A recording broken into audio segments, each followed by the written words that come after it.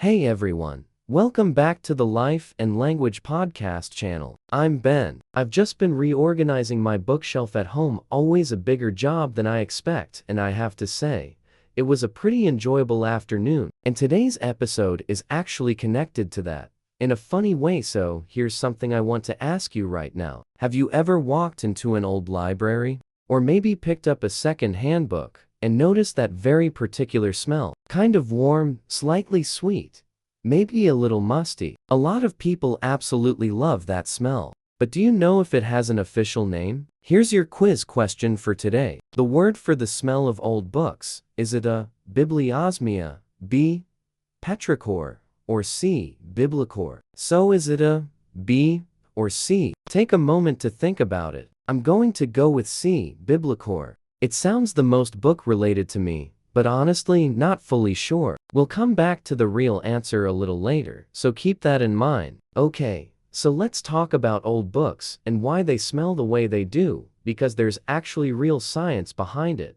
and I think you'll find it fascinating. Paper is made mostly from a material called cellulose, which is the main structural substance found in plant cell walls. Cellulose is organic, meaning it comes from living things. And like all organic materials, it breaks down over time. As paper ages, the cellulose slowly decomposes. That means it breaks apart into smaller chemical compounds. And as it does that, it releases those compounds into the air around it. Those airborne compounds are what you're actually smelling when you sniff an old book. Pretty cool, right? Now, one of the key words here is volatile. And I don't mean volatile in the sense of an angry or unpredictable person, even though that's a common use of the word. In chemistry, volatile means something that evaporates easily, something that turns from a liquid or solid into a gas at a relatively low temperature. When those chemical compounds in paper become volatile, they drift into the air, and that's exactly how a smell travels to your nose. The main compounds responsible for the classic old book smell include things like benzaldehyde,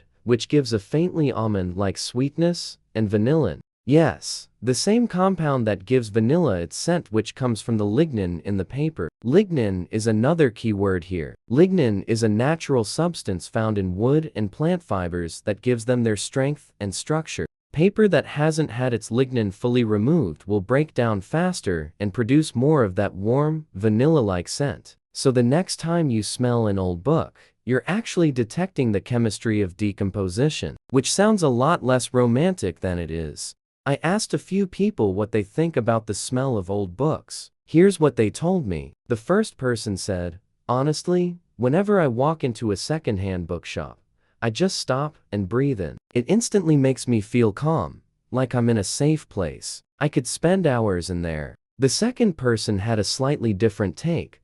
"I understand why people like it, but for me personally, it triggers a bit of a sneezing fit, so I can't say I enjoy it. I think I might be slightly allergic to something in the dust."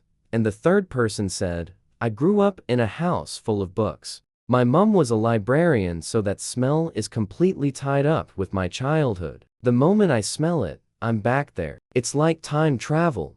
Now, that third reaction is actually really interesting from a psychological point of view, because it touches on something called olfactory memory. Olfactory is the adjective relating to the sense of smell. So olfactory memory simply means memories triggered by smells. Scientists have found that smell is the most powerful of all the senses when it comes to triggering memories and emotions, and the reason has to do with brain anatomy. The olfactory system, the parts of the brain that process smell, connects very directly to the limbic system, which is the area of the brain associated with emotion and memory formation. Most other senses have to pass through more processing stages before reaching those emotional centers.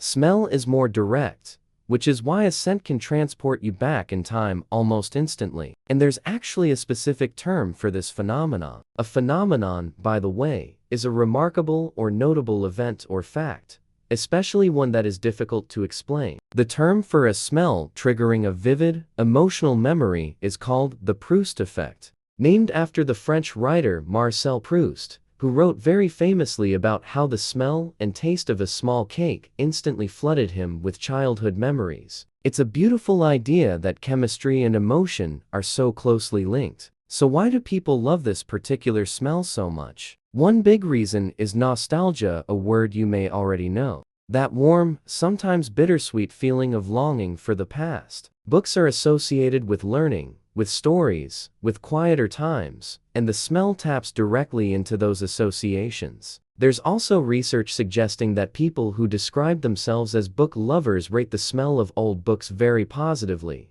even before they know what's chemically causing it. In other words, the emotional value we place on books transfers to the physical smell of them. Some bookshops and even candle companies have caught on to this, producing products designed to recreate or preserve that scent because it has genuine commercial appeal. The word appeal here means attractiveness or the quality of being interesting and enjoyable to people. And in an age where more and more reading happens on screens, that old book smell has become something of a symbol for people who feel nostalgic for physical, tactile reading experiences. Before we wrap up, let's quickly go through today's words so they really stick with you. First, cellulose. The paper's main material begins to break down over time because its cellulose decomposes slowly. Second, volatile. The compounds released from aging paper are volatile, meaning they evaporate easily into the air and reach your nose. Third, lignin. Paper that still contains a lot of lignin tends to produce a stronger, warmer vanilla-like smell as it ages. Fourth,